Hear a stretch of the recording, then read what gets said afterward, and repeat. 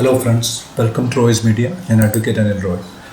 Learn English with advocate Anil Roy എന്ന സീരീസിൻ്റെ രണ്ടാമത്തെ പാർട്ടാണ് ഇന്ന് നമ്മൾ ഡിസ്കസ് ചെയ്യാൻ പോകുന്നത്. ഇന്നത്തെ ക്ലാസ്സിൽ നമ്മൾ SSC CGL-ആയിട്ട് ബന്ധപ്പെട്ട തന്നെ ഒരു പ്രീവിയസ് ക്വസ്റ്റ്യനാണ് ഡിസ്കസ് ചെയ്യുന്നത്. ഇതിനകത്ത് ആദ്യമേ നമ്മളിത് ചെയ്യാൻ പോകുന്നത്, ഇതിനകത്തുള്ള ഒരുപാട് കാര്യങ്ങൾ നമ്മൾ മനസ്സിലാക്കുമെങ്കിൽ ആദ്യമേ നമ്മൾ ചെയ്യാൻ പോകുന്നത് എങ്ങനെ പരീക്ഷയിൽ നമുക്ക് പെട്ടെന്ന് തന്നെ ഇത് കണ്ടുപിടിക്കാം എന്നുള്ളതാണ് നമ്മൾ നോക്കുന്നത്. അതായത് ഇങ്ങനൊരു സെൻറ്റൻസ് വരും. ഇതാണ് ക്വസ്റ്റ്യൻ. ഇതാണ് നമുക്ക് ഈ ക്വസ്റ്റ്യൻ ശ്രദ്ധിച്ചു നോക്കാം. Rearrange the parts of the sentence in correct order. അതായത് ഒരു സെൻറ്റൻസിനെ പല പാർട്ടുകളായിട്ട് കട്ട് ചെയ്തിട്ട് നമുക്ക് തരിക. ഇതിനെ നമ്മൾ കറക്റ്റ് ഓർഡറിൽ പ്ലേസ് ചെയ്യാം. വളരെ സിമ്പിളായിട്ടുള്ളൊരു എക്സാമ്പിൾ വെച്ചാണ് നമ്മൾ തുടങ്ങുന്നത്. കൂടുതൽ എക്സസൈസസ് വരും ക്ലാസ്സുകളിൽ നമ്മൾ ചെയ്യും. അപ്പോൾ അതിനെ അറേഞ്ച് ചെയ്യുന്നത് എങ്ങനെയാണെന്ന്. അപ്പോൾ നമുക്ക് ആദ്യമേ തന്നെ നമുക്ക് ഇൻ ഡിസംബർ 2018 ക്വസ്റ്റ്യൻ ഒന്ന് വായിച്ചു നോക്കാം. ഇൻ ഡിസംബർ 2018 ആദ്യത്തെ പാർട്ടാണ് P. Caused is landslide that. പിന്നെ Q. An eruption of the volcano Anak Krakatoa. പിന്നെ R. Triggered a tsunami in the Sunda strait. 4. S. And killed more than 400 people. ഇങ്ങനെ 4 എണ്ണമാണ് നമുക്ക് തന്നിരിക്കുന്നത്. അതിൽ ഏതാണ് ശരിയായിട്ടുള്ള order? 1 SQPR, 2 RPQS, 3 QPRS, 4 PQRS. ഇങ്ങനെയാണ് തന്നിരിക്കുന്നത്. അത് ഈ ഓർഡറിൽ ഏതാണോ ശരി അതടുത്ത് എഴുതാനാണ് തന്നിരിക്കുന്നത്. അപ്പോൾ നമുക്ക് ആദ്യമേ തന്നെ നമുക്ക് ഇൻ ഡിസംബർ 2018 എന്ന് പറയുന്നത് നമുക്കറിയാം ഒരു ഫ്രേസാണ്. ഫ്രേസ് എന്ന് പറഞ്ഞാൽ എന്താണ്? സബ്ജക്റ്റ് വെർബ് എഗ്രിമെൻ്റ് ഇല്ലാത്ത ഗ്രൂപ്പ് ഓഫ് വേർഡ്സിനെയാണ് നമ്മൾ വിളിക്കുന്നത്, ഫ്രേസ് എന്ന് വിളിക്കുന്നത്. അപ്പോൾ ഇതിനകത്ത് സബ്ജക്റ്റ് ഇല്ല, ഇതിനകത്ത് വെർബ് ഇല്ലാത്തതെന്ന് പറഞ്ഞാൽ ഇൻ ഡിസംബർ 2018 എന്ന് പറയുന്നത് ഒരു ഫ്രേസാണ്. അതേത് ഒരുപാട് തരം ഫ്രേസുകളുണ്ട്, 4-5 ടൈപ്പ് ഫ്രേസുകളുണ്ട്. ആ ഫ്രേസുകളെ പറ്റിയൊന്നും നമ്മളിവിടെ സംസാരിക്കില്ല. നമ്മുടെ ഇപ്പോഴത്തെ ലക്ഷ്യം എന്ന് പറയുന്നത് SSC CGL-ൻ്റെ ക്വസ്റ്റ്യൻ പേപ്പറിനെ മനസ്സിലാക്കുക എന്നുള്ളതായതുകൊണ്ട് നമ്മളതിലേക്ക് കൂടുതൽ പോകുന്നില്ല. ഫ്രേസിൻ്റെയും ക്ലോസിൻ്റെയും സെപ്പറേറ്റ് ആയിട്ടുള്ള വീഡിയോ ഞാൻ ഇതിനകത്ത് ഇടുന്നുണ്ട്, അത് നിങ്ങൾക്ക് കാണാം. ഇൻ ഡിസംബർ 2018 എന്ന് പറയുന്ന ഫ്രേസിനെ നമുക്ക് തൽക്കാലത്തേക്കൊന്ന് മാറ്റി വെക്കാം. അത് കഴിഞ്ഞാൽ നമുക്കൊരു സെൻറ്റൻസ് ഉണ്ടെങ്കിൽ ആ സെൻറ്റൻസിൻ്റെ സ്ട്രക്ചർ എന്തായിരിക്കും നമ്മൾ ആലോചിച്ച് നോക്കാം. ഒരു സെൻറ്റൻസിൻ്റെ സ്ട്രക്ചർ എന്താണ്? ആദ്യമേ നമുക്കൊരു നൗൺ വേണം. നൗൺ കഴിഞ്ഞാൽ പിന്നെ ഒരു വെർബ് വേണം. വെർബ് കഴിഞ്ഞാൽ പിന്നെ നമുക്ക് ബാക്കിയുള്ള കാര്യം ഒബ്ജക്റ്റോ അതല്ലെങ്കിൽ അതിൻ്റെ പാർട്ട് ബാക്കിയുള്ള പാർട്ടോ വരും. ശരി.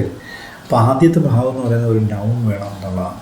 അപ്പം നമുക്ക് തന്നിരിക്കുന്ന സാധനത്തിൽ നിന്ന് തന്നിരിക്കുന്നുള്ള 4 ചോയ്സ് PQRSൽ നിന്ന് ഏതാണോ ഇതിനകത്തെ നൗൺ പാർട്ട് അതിനെയായിരിക്കും നമ്മൾ ആദ്യമേ എടുത്ത് വെക്കാൻ പോകുന്നത്. ശരിയല്ലേ? അപ്പോൾ ഇവിടെ നിന്ന് ആലോചിച്ച് നോക്കാം. ആദ്യത്തെ സെൻറ്റൻസ് P തുടങ്ങിയിരിക്കുക കോസ്റ്റ് എന്ന് പറഞ്ഞാൽ, കോസ്റ്റ് എന്ന് പറയുന്നത് നമുക്കറിയാം ഒരു വെർബാണ്. അപ്പോൾ തീർച്ചയായിട്ടും കോസ്റ്റിലല്ല സെൻറ്റൻസ് തുടങ്ങിയിരിക്കുന്നത്. അടുത്ത് നോക്കാം. ട്രിഗേർഡ്, അതും ഒരു വെർബാണ്. വെർബിലല്ല നമ്മൾ തുടങ്ങുന്നത്. ശരിയല്ലേ? അടുത്ത് നോക്കാം. രണ്ടാമത്തെ an eruption of the volcano Anak Krakatoa. ശരിയല്ലേ? ഇവിടെ ആൻ എന്ന് പറയുന്ന വേർഡാണ് നമ്മൾ ഉപയോഗിച്ചിരിക്കുന്നത്.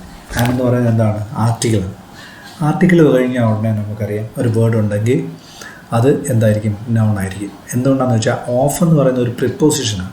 പ്രിപ്പോസിഷൻ കഴിഞ്ഞ് വരുന്ന വേർഡുകൾ എന്ന് പറയുമ്പോൾ പ്രിപ്പോസിഷൻ്റെ ഭാഗമായിട്ടുള്ള പാർട്ടാണ്. അല്ലെങ്കിൽ ഓഫ് ദി വോൾക്കനോ അനക്രാക്കത്തോവ എന്ന് പറയുമ്പോൾ ആ പാർട്ട് എന്ന് പറയുന്ന പ്രിപ്പോസിഷന് ശേഷം വരുന്ന ഭാഗമാണ്. അപ്പോൾ നമുക്കറിയാം പ്രിപ്പോസിഷന് മുമ്പ് ആൻ എന്ന് പറയുന്ന വാക്ക് ആർട്ടിക്കിളിന് ശേഷം തീർച്ചയായിട്ടും ഒരു നൗൺ ഉണ്ടായിരിക്കണം. അപ്പോൾ ഇവിടെ ഒരു നൗണുണ്ട്, ആൻ ഇറപ്ഷൻ. അപ്പോൾ ഒരു കാര്യം മനസ്സിലായി, ഈ സെൻറ്റൻസിൽ നമുക്ക് നൗണുണ്ട്. അടുത്ത സെൻറ്റൻസ് അല്ല, ഈ പാർട്ട് തുടങ്ങിയിരിക്കുന്നത് നൗണിലാണ്.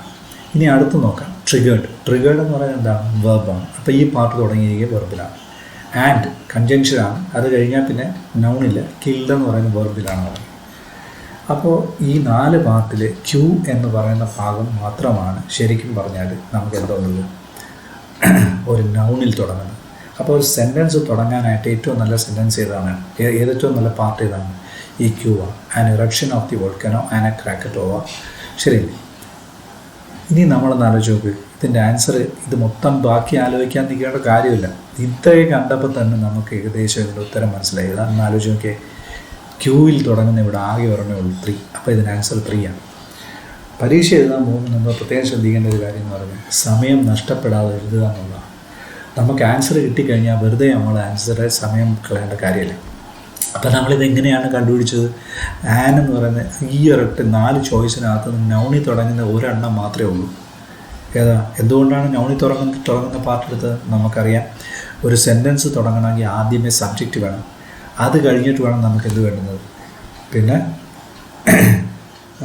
വെർബ് വേണം, അത് കഴിഞ്ഞാൽ പിന്നെ ബാക്കിയുള്ളത് വേണം. അപ്പോൾ നമ്മളിതാണ് ഓർഡർ. അപ്പോൾ ആദ്യമേ നൗൺ വരുന്ന പാർട്ടാണ് ക്യൂ എന്നുള്ളത് കൊണ്ടാണ് an eruption of the volcano Anak Krakatoa എന്നുള്ളതിനെ നമ്മൾ ആദ്യമേ എടുത്തത്. ശരിയല്ലേ? ഇനി ഉത്തരം നമുക്ക് കിട്ടിക്കഴിഞ്ഞു, എങ്കിലും നമുക്കിതിൻ്റെ ബാക്കിയുള്ള ഭാഗം എങ്ങനെ വരുമായിരുന്നു എന്ന് നമുക്ക് ഇത് ഓർഡർ ശരിയാണോ എന്നൊന്ന് നോക്കിക്കളയാം. അപ്പോൾ an eruption of the volcano Anak Krakatoa എന്നുള്ളത് എഴുതി കഴിഞ്ഞപ്പോൾ നമുക്ക് മനസ്സിലായി ഇനി വെർബ് വേണം. അപ്പോൾ വെർബ് നമുക്കിവിടെ 3 എണ്ണം ഉണ്ട്. 3 തുടങ്ങുന്ന വെർബിലാണ്. Caused is landslide that. അപ്പോൾ ഈ ആദ്യത്തെ പാർട്ടിൻ്റെ അവസാനത്തിൽ നമുക്കൊരു കൺജങ്ഷൻ വന്നു. ഇതിൻ്റെ യെസ് എന്ന് പറയുന്നതിൻ്റെ ആദ്യത്തിൽ നമുക്കൊരു കൺജങ്ഷൻ വന്നു. ശരിയല്ലേ? ഈ ട്രിഗേർഡിന് ആദ്യവും അവസാനവും ഒരു കുഴപ്പമില്ല. ശരിയല്ലേ? ഇതിൻ്റെ ഫ്രണ്ടിലും കൺജങ്ഷൻ ഇല്ല, ലാസ്റ്റിലും കൺജങ്ഷൻ ഇല്ല. അപ്പം സ്വാഭാവികമായിട്ടും നമുക്ക് എന്തെടുക്കാം, ഇതിനെ നമുക്ക് 2 കൺജങ്ഷൻ്റെ ഇടയിൽ പ്ലേസ് ചെയ്യാം. ശരിയല്ലേ? അപ്പോൾ എന്താ കിട്ടും? Cost A landslide that triggered a tsunami in the Sunda strait and killed more than 400 people. അപ്പോൾ ഒന്ന് ആലോചിച്ച് നോക്കിയേ, ഇത് ആദ്യമേ ക്യൂ, അത് കഴിഞ്ഞാൽ പിന്നെ cost A landslide that, അത് കഴിഞ്ഞാൽ പിന്നെ 2 കൺജങ്ഷൻ ഇല്ലാത്ത പാർട്ടിനെ നമ്മൾ ഇതിൻ്റെ കൂടെ ആഡ് ചെയ്തു, triggered a tsunami in the Sunda state. അത് കഴിഞ്ഞ് ലാസ്റ്റിൽ നമ്മൾ ആദ്യത്തിൽ കൺജങ്ഷനുള്ള പാർട്ടിനെ ആഡ് ചെയ്തു. അങ്ങനെ നമുക്കൊരു ഫുൾ സെൻറ്റൻസ് കിട്ടി. ഒന്ന് ആലോചിച്ച് നോക്കാം, നമുക്കിതൊന്ന് ശ്രദ്ധിച്ച് നോക്കിയാൽ. In December 2018 an eruption of the volcano Anak Krakatoa caused a landslide that എന്ന് പറഞ്ഞ കൺജങ്ഷനോട് ചേർത്ത് triggered a tsunami in the Sunda strait. ശരിയല്ലേ? എന്താ കാര്യം? ഈ പാർട്ട് നമുക്കിതിനിടയിൽ ചേർക്കാൻ ഒരു ബുദ്ധിമുട്ടില്ല. ഈ ദാറ്റിനെ ഇത് ചേർക്കാം, ആൻഡിന് മുമ്പായിട്ടും ഇത് ചേർക്കാം. ശരിയല്ലേ? എന്നിട്ട് ആൻഡ് എന്ന് പറയുന്നത് ചേർത്തിട്ട് ബാക്കി നമ്മൾ ചേർത്തു. അപ്പോൾ നമുക്ക് കിട്ടി an eruption of the volcano Anak Krakatoa causes a landslide that triggered a tsunami in the Sunda strait and killed more than 400 people. ഇതാണ് ഇതിൻ്റെ കറക്റ്റ് ഓർഡർ. പക്ഷേ പരീക്ഷയ്ക്ക് ചെയ്യുന്ന സമയത്ത് നിങ്ങൾ ഇത്രയും കൂടുതൽ ആലോചിച്ച് സമയം കളയരുത്. നമ്മൾ ചെയ്യേണ്ട ഒരു കാര്യം എന്ന് വെച്ചാൽ, നമ്മുടെ ലക്ഷ്യം എന്ന് പറയുന്നത് എത്രയും പെട്ടെന്ന് പെട്ടെന്ന് ആൻസർ ചെയ്യുക എന്നുള്ളതാണ്. അപ്പം നമുക്ക് ഇതിനകത്ത് ഒരു കറക്റ്റായിട്ടുള്ള ഒരു ഉത്തരം കിട്ടിക്കഴിഞ്ഞാൽ അതിൽ നിന്നുള്ളത് സെലക്ട് ചെയ്ത് അപ്പോഴേ അടുത്ത ക്വസ്റ്റ്യനിലേക്ക് പോവുക എന്നുള്ളതാണ് നമ്മൾ ചെയ്യേണ്ടത്. എങ്കിലും നമുക്ക് ഇതിനകത്തുള്ള ഡിഫറെൻറ്റ് പാർട്സ് കൂടി ഒന്ന് നോക്കിയിട്ട് പോകും. ആദ്യത്തെ പി എന്ന് പറയുന്നതിനകത്ത് പാർട്സ് എന്തൊക്കെയായിരുന്നു? Cost A landslide that എന്ന് പറയുന്ന ഭാഗത്ത് നമുക്ക് കോസ്റ്റ് എന്ന് പറയുന്നത് എന്താണ്? വെർബാണ്. എ എന്ന് പറയുന്നത് എന്താണ്? ആർട്ടിക്കിൾ. ലാൻഡ് സ്ലൈഡ് എന്താണ്? നൗണാണ്. ശരിയല്ലേ? അപ്പം നൗൺ ആകുമ്പോൾ അത് നമ്മൾ പറഞ്ഞ് അത് ഒന്നുകിൽ എന്ത് വരും? ഒന്നുകിൽ ഒരു വെർബിൻ്റെ ഒബ്ജക്റ്റ് ആയിരിക്കും, അല്ലെങ്കിൽ ഒരു പ്രിപ്പോസിഷൻ്റെ ഒബ്ജക്റ്റ് ആയിരിക്കും. ഇവിടെ സ്വാഭാവികമായിട്ടും നമുക്ക് എന്തില്ല? ഒരു പ്രിപ്പോസിഷൻ ഇല്ല. അതുകൊണ്ട് തന്നെ നമുക്കറിയാം ഇതെന്തിൻ്റെ ഒബ്ജക്റ്റാണ്? കോസ്റ്റ് എന്ന് പറയുന്ന വെർബിൻ്റെ ഒബ്ജക്റ്റാണ്. ശരിയല്ലേ? പിന്നെ ദാറ്റ് എന്ന് പറയുന്നത് എന്തായിരുന്നു? കൺജങ്ഷനാണ്. അടുത്ത നമുക്ക് നോക്കാം, ക്യൂ എന്തായിരുന്നു? An eruption of the volcano ആനക്രാക്കത്തോവ.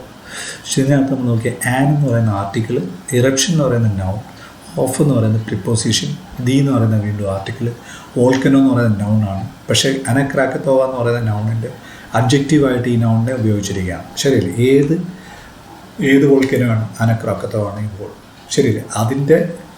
അത് എന്താണ്? ഒരു വോൾക്കനോ എന്ന് കാണിക്കാം. ആനക്രാക്കത്തോവ എന്ന് പറയുന്ന ഫൈനലായിട്ടുള്ള നൗണിൻ്റെ ഒരു പിന്നെ എന്താ പറയുക, അബ്ജക്റ്റീവായിട്ട് വീണ്ടും നമ്മൾ വോൾക്കനോ ഉപയോഗിച്ച് ചെയ്യാം. വോൾക്കനോ ഈ നൗൺ തന്നെയാണ്. ശരിയല്ലേ? അപ്പോൾ an eruption of the volcano Anak Krakatoa. അപ്പോൾ ഇതിനകത്തെ പാർട്സ് ഇത്രയാണ്. ഇനി 6 നോക്കാം. ഈ പാർട്ട് നോക്കാം. Triggered a tsunami in the Sunda state. Triggered എന്ന് പറയുന്ന വെർബാണ്, എ എന്ന് പറയുന്ന ആർട്ടിക്കിൾ, സുനാമി എന്ന് പറയുന്ന നൗണാണ്. ശരിയല്ലേ? അപ്പോൾ നൗൺ എന്ന് പറയുന്നത്, അപ്പോൾ എന്ത് പറയാം നമുക്ക്? ഈ സുനാമി എന്ന് പറയുന്ന സുനാമി, ട്രിഗേർഡ് എ സുനാമി എന്ന് പറയുമ്പോൾ സുനാമി നൗൺ എന്താണ്? ട്രിഗേർഡ് എന്നുള്ളതിൻ്റെ ഓബ്ജക്റ്റാണ്. അല്ലേ? In the Sunda strait. ഇന്നെന്ന് പറയുന്ന പ്രിപ്പോസിഷനാണ്. പിന്നെ എന്താ പറഞ്ഞത്?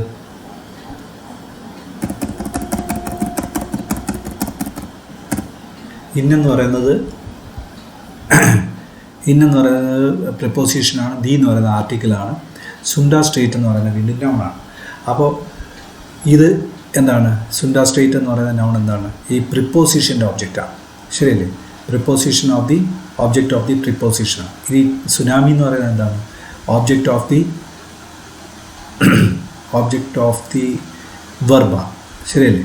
സുനാമി എന്ന് പറയുന്നത് is the object of the verb. Object of the verb.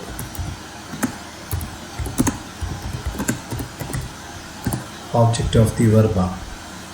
ശരിയല്ലേ?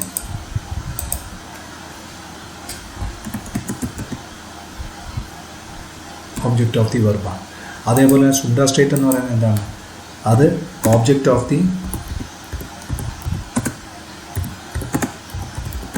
The preposition. നമ്മളിത് ഇത്രയും കൂടുതൽ ഡീറ്റെയിൽഡായിട്ട് നമ്മൾ പോകേണ്ട കാര്യമില്ല. പക്ഷേ ഞാനിത് ചെയ്യുന്നത് എന്തിനാണെന്ന് വെച്ചാൽ ഈ പാർട്സ് കൂടി ഇതിൻ്റെ കൂട്ടത്തിൽ പഠിച്ചുകൊണ്ട് പോകുന്നതിന് വേണ്ടിയിട്ടാണ്. ഇനി വരുന്ന ക്ലാസ്സുകളിൽ നിങ്ങൾക്കത് കൂടുതലായിട്ട് പ്രയോജനം ചെയ്യും എന്നുള്ളത് കൊണ്ടാണ് ഞാനിത് ഓരോ പാർട്സും നിങ്ങളെ ഫെമിലിയർ ആക്കാൻ വേണ്ടിയിട്ട് ഇതെടുത്തുള്ളത്. അടുത്ത എസ്സിനകത്ത് നോക്കാം. And killed more than 400 people. And എന്ന് പറയുന്ന കൺജങ്ഷനാണ്. കിൽഡ് എന്ന് പറയുന്ന വെർബ്. മോർ ദാൻ എന്ന് പറയുന്നത് വീണ്ടും അഡ്ജക്റ്റീവാണ്. 400 എന്ന് പറയുന്നത് എന്താണ്? നൗണാണ്. നൗണാണ്. അതെന്തായിട്ട് ഉപയോഗിച്ചിരിക്കുകയാണ്? അഡ്ജക്റ്റീവ്. പീപ്പിൾ എന്ന് പറയുന്നതാണ് ഇവിടെ വെർബായിട്ട് നൗണായിട്ട് വന്നിരിക്കുന്നത്. അത് എന്താണ്? ഓബ്ജക്റ്റ് ഓഫ് വെർബാണ്. ശരിയല്ലേ? അപ്പോൾ ഇത്രയാണ് നമുക്ക് ഇതിനകത്ത് പാർട്സുകൾ വന്നിരിക്കുന്നത്. ജസ്റ്റ് ഒന്ന് ഐഡൻറ്റിഫൈ ചെയ്യാൻ വേണ്ടി പറഞ്ഞതേ ഉള്ളൂ. നമുക്ക് ഇതിൻ്റെ ആവശ്യം ശരിക്കും പരീക്ഷയിലില്ല. ഓക്കെ, ഇനി നമുക്ക് ഇതിനകത്ത് ഓർഡർ ഒന്നുകൂടെ നോക്കാം. ഓർഡർ ഒന്നുകൂടെ നിങ്ങൾക്ക് മനസ്സിലാകാൻ വേണ്ടിയിട്ട് എന്തെങ്കിലും സംശയം ഉണ്ടെങ്കിൽ, കൂടുതൽ കോംപ്ലിക്കേറ്റഡ് ആയിട്ടുള്ളതാണ് നിങ്ങൾ വരുന്നത്. അപ്പോൾ ശരിക്കും ഒരു സെൻറ്റൻസ് സ്ട്രക്ചർ നിങ്ങൾ അറിഞ്ഞിരിക്കുകയാണെന്നുണ്ടെങ്കിൽ നിങ്ങൾക്ക് യാതൊരു പ്രയാസമില്ലാതെ പുല്ലുപോകാൻ കുടിക്കാം. പിന്നെ രണ്ടാമത്തെ കാര്യം എന്ന് പറഞ്ഞാൽ 1 മുതൽ അവസാനം വരെയുള്ളത് മൊത്തം നോക്കി അത് അറേഞ്ച് ചെയ്യാൻ നിൽക്കാതെ നിങ്ങൾ ആദ്യമേ തന്നെ ഫസ്റ്റ് വരുന്ന ഏതാണെന്ന് നോക്കുക.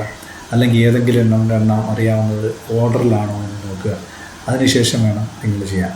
എപ്പോഴും നിങ്ങൾ സെലക്ഷന് പോകുന്ന 2 തരത്തിൽ നമുക്ക് പരീക്ഷ ചെയ്യാം. ഒന്നുകിൽ നമുക്കത് സെലക്ട് ചെയ്യാം, ഏതാ കറക്റ്റ് എന്നുള്ള ഓർഡർ കിട്ടുന്നെങ്കിൽ അത് സെലക്ട് ചെയ്യാം. അല്ലെങ്കിൽ നമുക്ക് ഇതിനകത്ത് എലിമിനേറ്റ് ചെയ്ത് പോകാം. നമുക്കത് കൂടുതൽ എക്സാമ്പിൾസ് ചെയ്യുന്നുണ്ടെങ്കിൽ ഞാൻ അതിനെപ്പറ്റി പറയാം. ഇത്രയും കാര്യങ്ങൾ നിങ്ങൾക്ക് മനസ്സിലായി കാണുമെന്ന് വിചാരിക്കുന്നു. നമുക്ക് വീണ്ടും അടുത്ത വീഡിയോയിൽ കാണാം.